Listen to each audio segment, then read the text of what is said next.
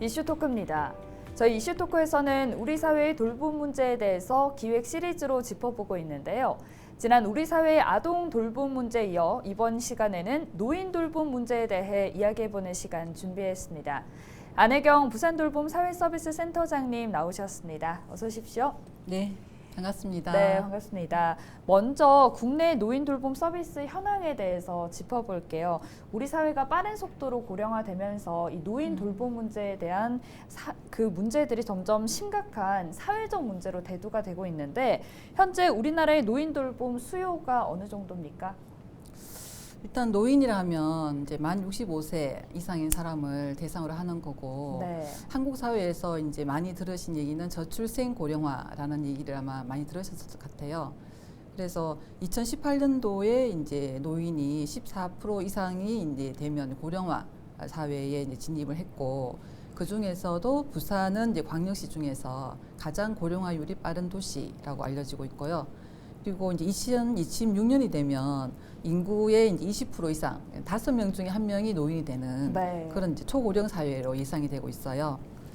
그래서 뭐 가족 관계를 보더라도 노인이 혼자 사는 이제 1인 가구와 그리고 노인이 부부가 살고 있는 가구, 그리고 자녀와 동거하는 가구, 이제 이런 추세를 보더라도 17년도 자료에는 이제 3분의 1씩 각각 차지를 했는데 3년 후에 2020년도에 조사를 해보니까 노인 부부 가구가 58%를 넘어가는 이런 상황으로 어쨌든 이제 노인 부모에 대한 이제 부양의 문제로 노인 문제가 좀 점차 사회 문제로 되고 있는 것 같습니다.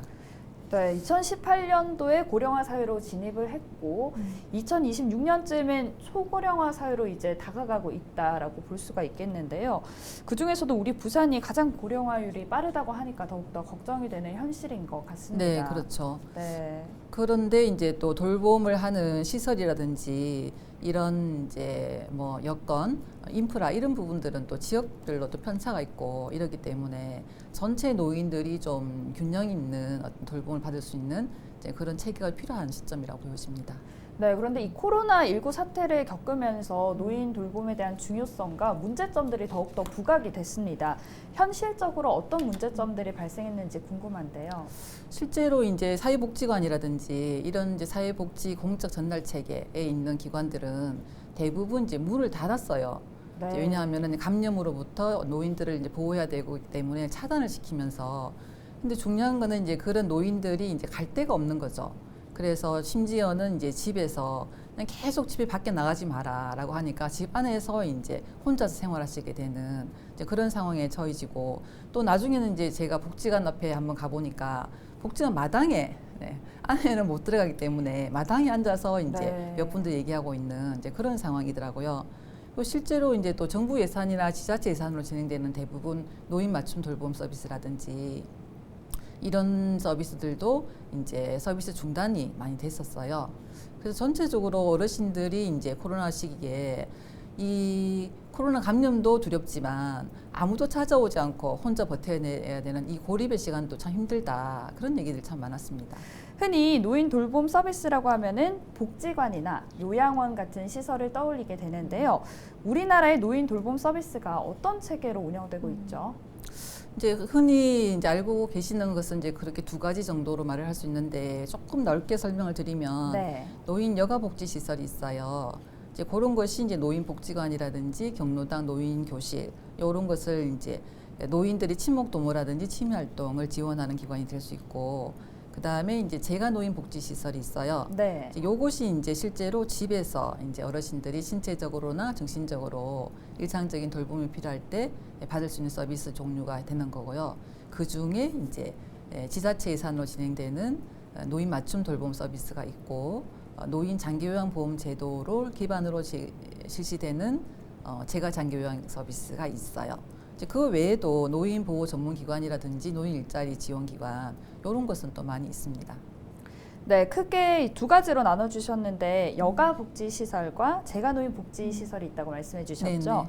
그럼 여가복지시설에는 경로당이나 노인복지관 같은 게 해당이 되는 거고 재가노인복지시설에는 이 지자체가 운영하는 맞춤 돌봄 서비스 그리고 노인 장기요양 보험제도로 운영되는 서비스 이렇게 이해하면 되겠습니까? 네, 맞습니다. 네, 알겠습니다. 이렇게 이 노인 돌봄 문제가 국가적인 문제로 떠올랐음에도 불구하고 정부 차원의 돌봄보다는 민간 의존도가 아직까지는 높은 것 같은데요. 이렇게 되면 문제점과 함께 한계점도 있을 것 같은데요. 좀 어떻습니까? 자기가 자료를 보니까 2014년도, 15년도 이때 뉴스가 이제 났던 게 뭐냐면 네, 이제 공공 노인 요양 시설이 1%밖에 안 된다. 1%요. 예, 2014년도 그때 기준으로 이래서 이제 이 공공 시설이 필요하다는 여론이 굉장히 이제 좀 많이 나왔던 때가 이제 2014년 5년 때였던 것 같아요. 네, 근데 그 이후에 이제 2020년 정도에 이제 지금 정부의 어떤 답변 내용을 보면 지자체 직접 운영하는 시설과 그리고 사회복지법인이라든지 이런 민간에 위탁한 이제 시설까지 합치면 70% 정도는 충당하고 있다. 네, 이런 이제 통계가 나오고 있습니다. 자, 하지만 어쨌든 이제 전체적으로 봤을 때 공공이 운영하는 시설보다는 이제 노인 장기요양 보험 제도가 도입되면서 민간을 이제 운영 주체로 하는 이제 그 단위들이 들어오게 되면서 이제 공공의 서비스라기보다는 민간을 베이스로 하는 노인 요양 서비스로 많이 전환이 됐다고 볼 수 있습니다. 네, 이렇게 민간을 운영 주체로 하는 서비스가 늘어나면 어떤 문제점들이 있죠? 일단 국가나 정부에서 이제 지자체에서 하게 되면 시설 설립은 이제 정부에서 하고 공공이 하고 운영은 이제 충실하게 민간이 위탁을 하든 직접 하든 이제 잘 해라라는 이제 기조로 갈 수가 있는데 민간이 직접 투자해서 자기가 운영하게 되기 때문에 결국에는 그 투자에 대한 비용을 본인이 이제 감당을 해야 되는 거고 그렇기 때문에 이후에 운영 체계에 있어 가지고도 품질에 좀 집중하기보다는 그 운영을 할 수 있는 구조를 먼저 가져야 되는 그래야지만 또 이 시설이 지속 가능하기 때문에 이제 그런 이제 좀 요구가 달라지는 부분 때문에 끊임없이 노인 복지 시설이나 요양 시설들은 민간이 하기 때문에 품질이 떨어지고 그래서 문제가 많다라는 인식들이 많이 있고요. 실제로 공공 요양 시설은 대기자들이 뭐 300명씩 이렇게 줄을 서고 있는 반면에 네. 민간 시설들은 이제 계속 노인을 모집해야 되는 이런 상황이 있는 것이 현실이죠.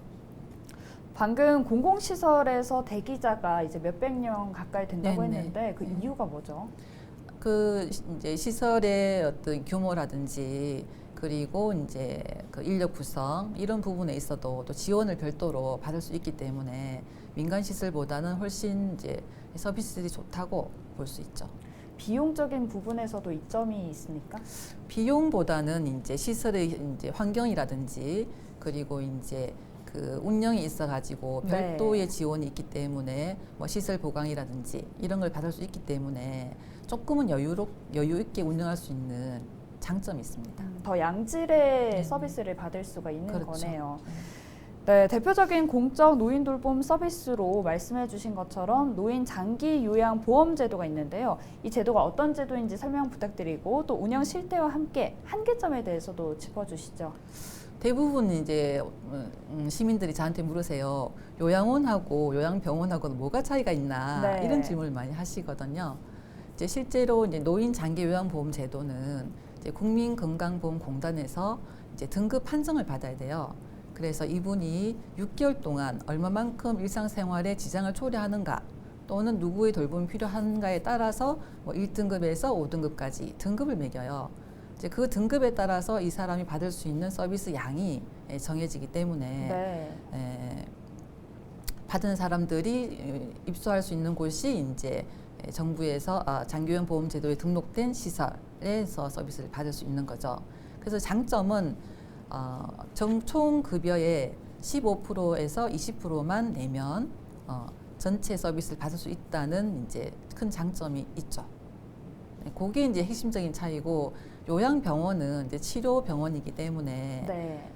전에 본인 부담을 해야 되는 비용의 차이가 있고 또 하나 말씀을 드린다면 요양병원은 치료가 목적이라고 한다면 요양원은 이제 장기적인 케어를 목적으로 하는 시설이라고 보시면 되겠습니다. 또 국민건강보험공단에서 이제 요양원 같은 경우는 등급 판정을 한 이후에 이제 요양 서비스를 제공한다고 하는 네, 걸로. 거기에 이제 본인 부담금은 15%에서 20% 내면 서비스를 받을 수 있다는 장점이 있습니다. 네, 이런 노인 장기 요양보험 제도에서 한계점들도 있을까요?